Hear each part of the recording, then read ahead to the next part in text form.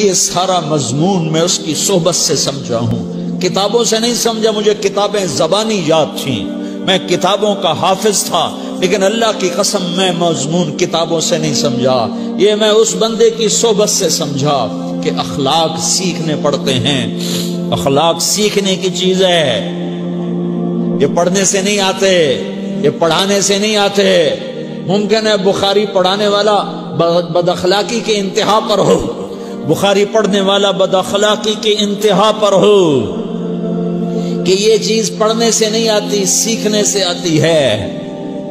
پڑھا، کتابیں زبانی یاد کی، چٹائیوں کے ساتھ سل کے بیٹھ کے پڑھا، نہیں سمجھ میں آئے، ایک ہستی کو دیکھا، ایک اخلاق والے کو دیکھا، اس کے ساتھ چند صبحیں گزری، چند شامیں گزری جو میری زندگی کا سب سے قیمتی اثاثہ ہیں، تو پھر مجھے پتا چلا کہ اخلاق کسے کہتے ہیں، اور اخلاق بھی سیکھنے کی چیز ہے، اور اخلاق ہی انسانیت کا نام ہے۔ بد اخلاقی ہے تو انسانیت نام کی شے کوئی نہیں۔ میرے رب کو زیادہ تسبیحات کی ضرورت نہیں ہے، یوں ممبر پہ بیٹھ کے لمبی تقریروں کی میرے رب کو زیادہ ضرورت نہیں ہے۔ بچھ جاؤ، پٹ جاؤ، مٹ جاؤ، لٹ جاؤ، اور اللہ کے دربار میں اونچا مقام پالو۔ لوگوں کی سہنا سیکھ لو، لوگوں کے زخم سہنا سیکھ لو، لوگوں کی لگائے ہوئے نشتر، لوگوں کے لگائے ہوئے زخم چھوڑ دو رسنے کے لیے، چھوڑ دو گھاؤ بننے کے لیے، چھوڑ دو انہیں گہرا ہونے کے لیے۔ یہ جتنے گہرے ہوں گے اتنا تم اللہ کو محبوب نظر آؤ گے۔ تو بچا بچا کے نہ رکھ اسے، تیرا آئینہ ہے وہ آئینہ کہ شکستہ ہو تو عزیز تر ہے نگاہ آئینہ ساز میں۔ اسے ٹوٹنے دو، اسے ٹوٹنے دو، توڑنے والوں کو کہہ دو آ جاؤ ادھر آ ستمگر، ہنر آزمائیں تو تیر آزما، ہم جگر آزمائیں۔ لوگوں کو بولنے دو، عورتوں کو بولنے دو، تم سنتی جاؤ اور سہتی جاؤ اور پیتی جاؤ اور اف نہ کرو اور آہ نہ کرو۔ تم وقت کی رابعہ بصری ہوگی، تم وقت کے جنید بغدادی ہوگے۔ بڑے بڑے مجاہدوں والے اور بڑے بڑے بڑے بڑے عبادات والے، بڑے بڑے عبادات کے قطب مینار، اللہ کی قسم تمہاری گرد نہیں چھو سکتے، تمہاری گرد کو نہیں پا سکتے۔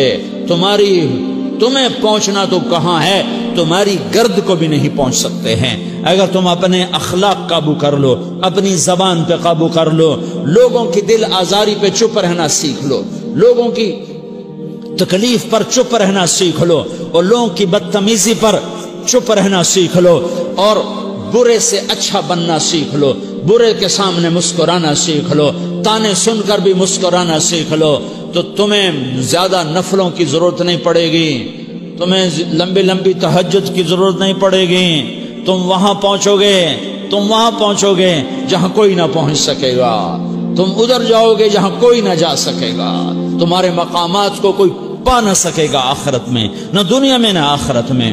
اپنے اخلاق بناؤ، اپنی آخرت کو بنانا ہے تو اس نفس کو پاکیزہ کرو۔ یہ نفس پاک ہوتا ہے دو باتوں سے، ایک عبادات سے، ایک اچھے اخلاق سے، اور یہ غلیظ ہوتا ہے، ناپاک ہوتا ہے عبادات کو چھوڑنے سے اور بد اخلاقی کا شکار ہونے سے۔